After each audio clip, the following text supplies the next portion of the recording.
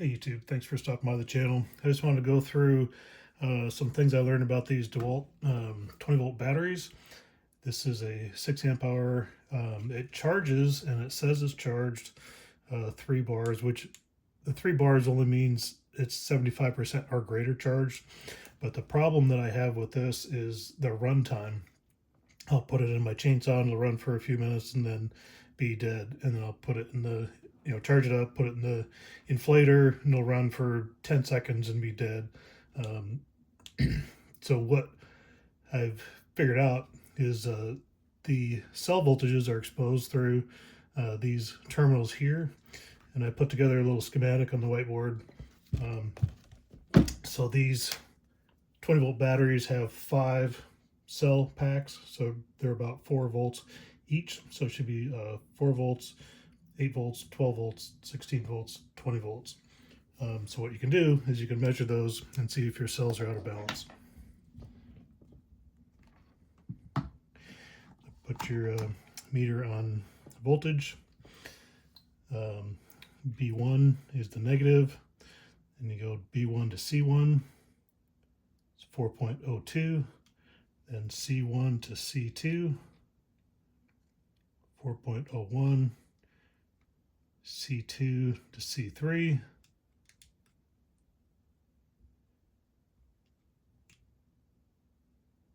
4.01, and then C3 to C4, 4.01. So they're all just over 4 volts, but if I go C4 to B plus, 3.54. So that's a low cell that we need to take care of. So we'll tear this apart and I'll show you how to do that. So here for reference, I've written those values that I just read off on the meter. So each of these should be roughly the same. So these first 4 are pretty good. This 3.54 is low, which is probably causing the problem. So we'll take the battery pack apart and we'll manually charge each of these cell banks and get a manual balance on it. So you guys probably already know this, but this is a T10 security bit. To pull these off, there's 4 screws. Of course, you have to use a Dewalt tool to take a Dewalt tool apart.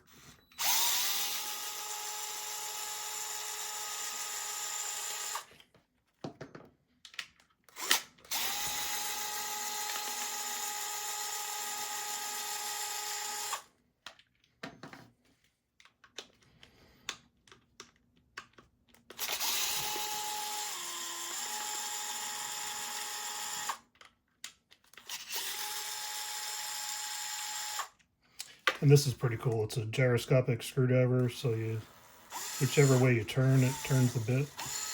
Pretty cool. I bought this myself. I'm not sponsored or anything, but I just thought it was cool.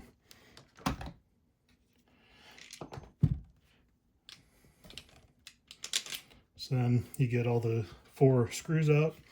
And I found sometimes these are a little tricky to take apart. So the easiest thing to do is you take a tool, once the screws are out, place it on there, and it gives you a lot better grip, and you can control how it comes apart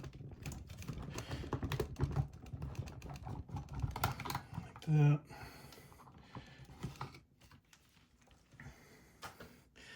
And then you want to be careful.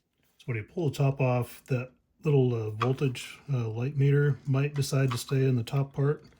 There's a couple wires on there, so if it does, just drop it out. There's a spring set aside. Then with this, might as well just go ahead and set it back in there and make sure that the wires are in these little slots, so when you put it back together, they won't pinch the wires.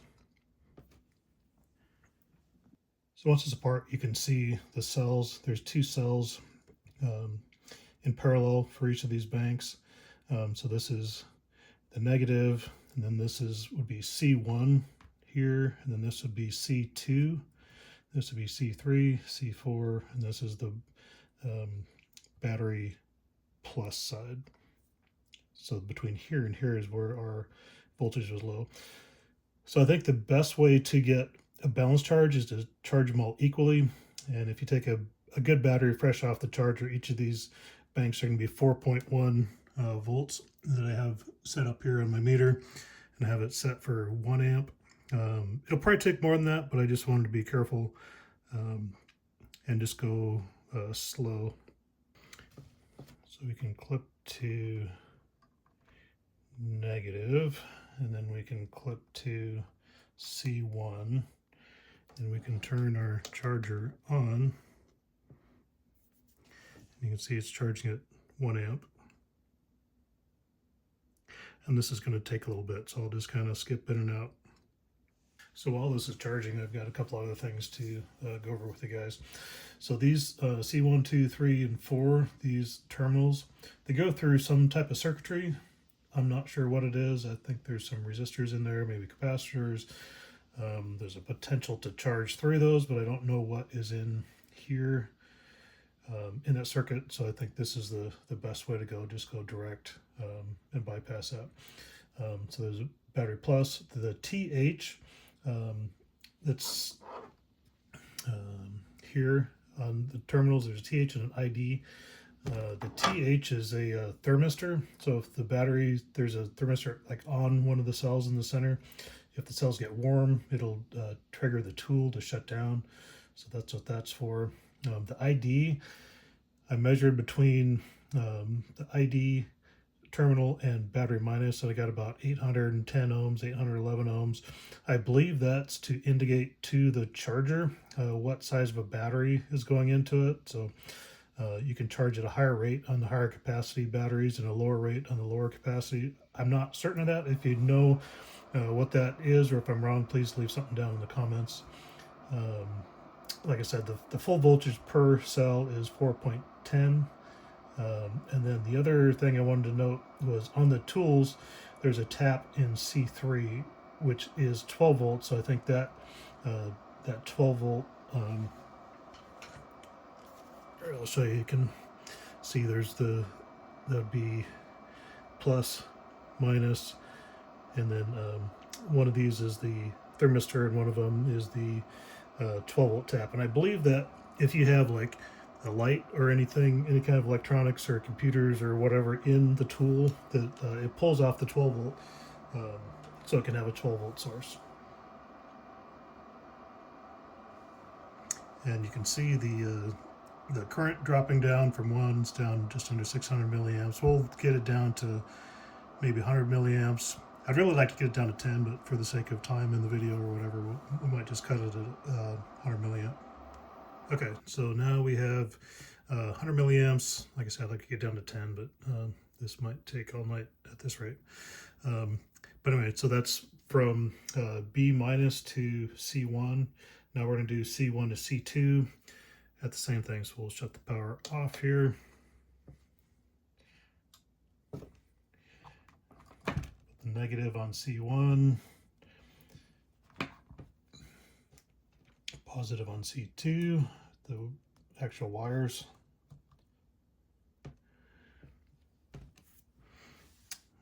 4.1 volts, and then we'll do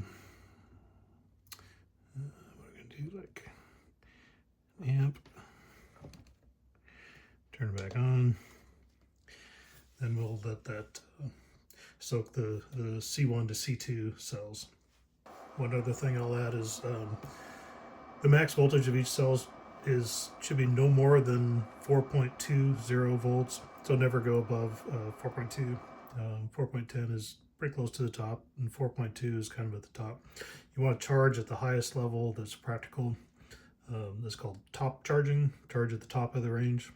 So 4.1 is right in there, and then run it down until the current starts to drop off. And like I say, I'm choosing 100 milliamps, but it really should be more like 10, but it takes a long time for to balance out 5 different cells. Okay, so we have C1 to C2 at 410 volts, pulling 100 milliamp. So we'll go ahead and move on to C2, C3. Turn that off. Make sure your polarity is correct. Get that there.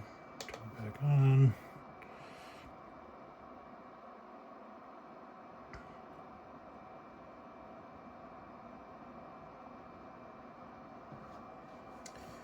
And we'll let that soak for a little bit and do its thing. will also mention, I'm not sponsored or anything. I bought this with my own money, but these adjustable power supplies are really handy for a lot of different things. There's a couple other videos I have out there where I use them, and for a lot of the lithium batteries where you're doing cell level stuff, there's really no replacement. So highly recommend. I'll put a link in the description or whatever, but like I say, I just really use it quite a bit. And they're only like 50 bucks or something like that. So pretty affordable. And if you are mucking around with electronics, that's a good way to go. Okay, so C2 to C3 is charged at 410, pulling just about 100 milliamp. So then we'll switch over to the C3 to C4 and turn that off. And make sure your polarity is correct, obviously. There, turn it back on, and off we go. Now we have C3, C4 charged up to 4.1 at 100 milliamps. So now we'll switch over to C4 to B+. Turn that off.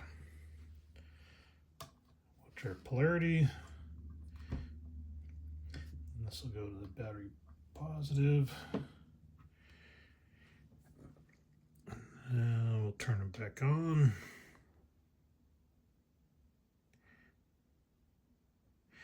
And you'll see the voltage is down because that was their 3.54 volt cell.